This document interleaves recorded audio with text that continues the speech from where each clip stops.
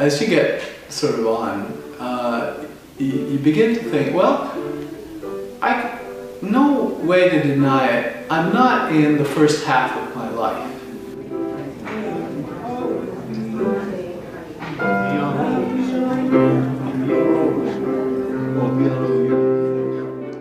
I was a captain on the deep blue sea. I was a DJ spinning out. Before kind of starting this production, we got together and did a series of workshops with seniors in and around the city. What is it like to be a senior? What were some of the things that you'd like to be doing that you can't be doing?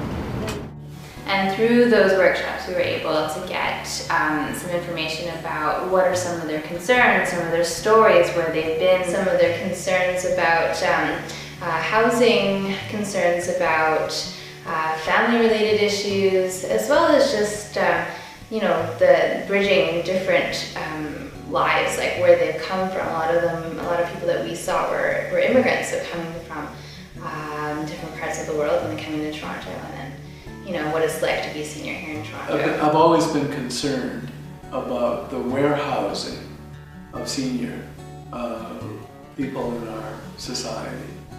I've seen how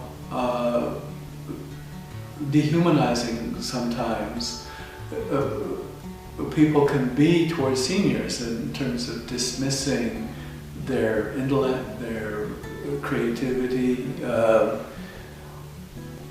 There's a kind of an ageism that I'm now beginning to sometimes perceive myself. Life gets in your way of our best made plans. You know, you come in having no idea what to expect because you don't have a cast and you don't have a show. So you make the show with the cast and you really build relationships with each individual. I've been feeling that I needed to do something different. You know, I've been doing same old for so long. Of course, I told him about my band days, playing all over Canada, the United States, starting in Ireland, coming first in October 70 and so on. Fred had mentioned it to me that he was involved with something way back in the summer. I was volunteering with the Blue Jays, and one of the young ladies who I've got to know through Heart and Stroke Foundation told me about it. I emailed Kristen and said, you know, that I was interested. And for the fun of it, she put a list on anybody who wants to take part in acting, put the name down. I put my name on, I put in big bold letters, no acting experience, because I know they won't call me. Yeah. Surprise, surprise, suddenly one day Christine calls me. Well, as Chrissy came over actually and grabbed me, and I said, I wish you hadn't done that. I was hoping you wouldn't do it. Then one of the ladies from our senior group asked me, well, okay. Now I'm old and gray, dreaming I was young again. Basically, the process is they brought us in, and when we first rehearsal, and just talk to us. You know, what was your background? What do you know about elder abuse? Have you found it in your family or friends? And what do you know about it? That type of thing. And that's how they developed the play. And we talked a lot about our feelings and what certain subjects brought forth from us. We did a lot of improvs, and Rex was sat down taking notes all the time. Each of them, I'm sure, can remember back to when they did an improv that later turned up in the written text. Kristen and I were doing the improv for an expert. You know how experts always want to tell you how the best way to do something. Yeah. And I said, well, it's got to be computers. And what is the problem with your computer, madam? It won't turn on. What does it do? Nothing. Does it light up? No. Does it make it live? No. Oh my goodness gracious. This could be serious, you know. Oh no.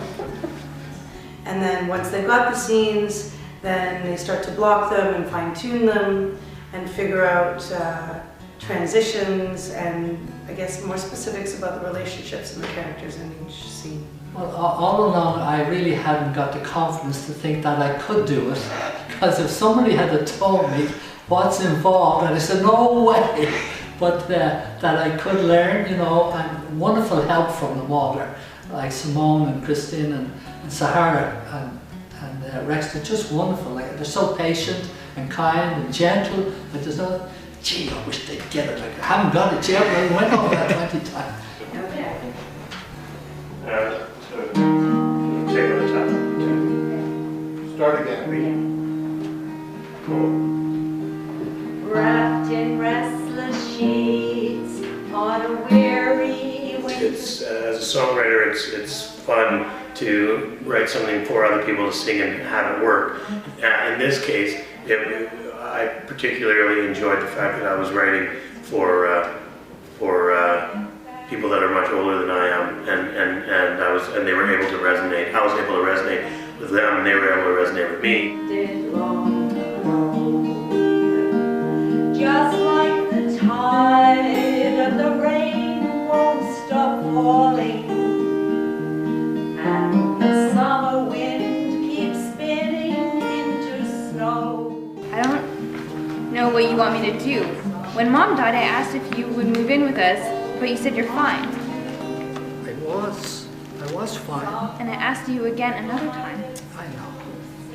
You know, we've heard and seen a lot of scenes over here, but there are scenes like this. There are scenes like the end of the play, where we dance, we play, we don't, and we aren't thinking about I'm old or I'm young or regret, remorse, recrimination, any of that stuff. It's just I'm having a good time, right here, right now, present moment. And that's what that last little bit is. Climb up in the mango tree. I used to run and play with Judy B. I used to dance in the rain.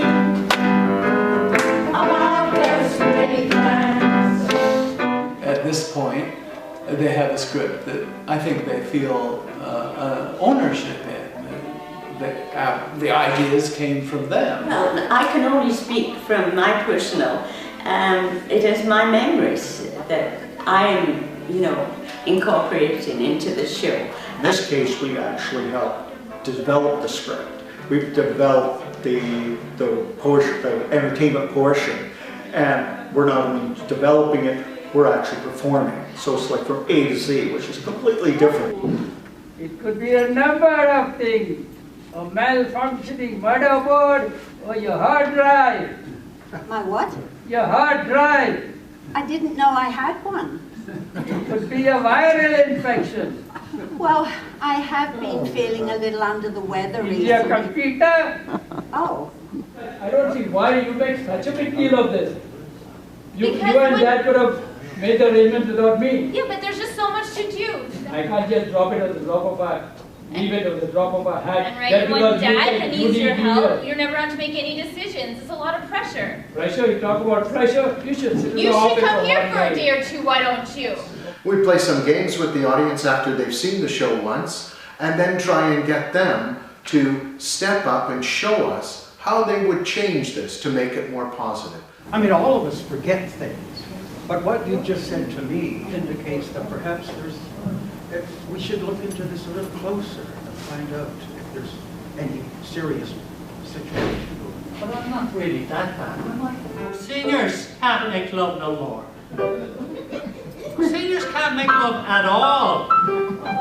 We lack the necessary wherewithal. And geezers can't make a thing stand tall. Seniors can't make love at all. Well, I think it's about our memories and the meaningful things when we were younger, and it brings back memories doing it. It makes you think about where you were brought up, the people you knew, and the friends you had in those days. This is a picture of my family. That's me when I was 6. And this is a picture of Pat's. That's Pat, and that's her girlfriend that she talks about in the show. Nice. This is what we are trying to do with this community and get people that have never acted before to step up and do it and just enjoy doing it and feel good about what they're doing. I'm up in the mango tree. I used to run and play with Judy B.